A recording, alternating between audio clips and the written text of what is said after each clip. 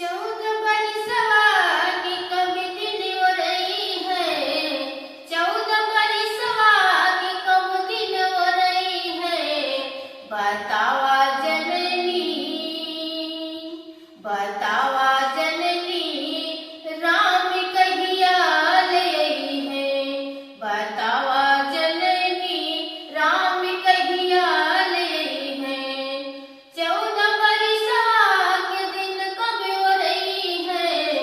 14 बरसवा के दिन कब हो रही है। बतावा जननी, राम कहिया ले आई है। बतावा जननी, राम कहिया ले आई है। पतझड़ बगिया कोयलिया न बोले।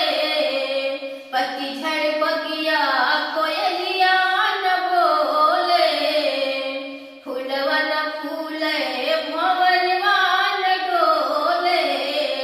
फूलवा न फूले भंवरवा न डोले।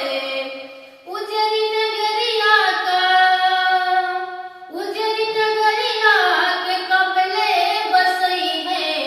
बतावा जननी, राम कहिया ले आई है।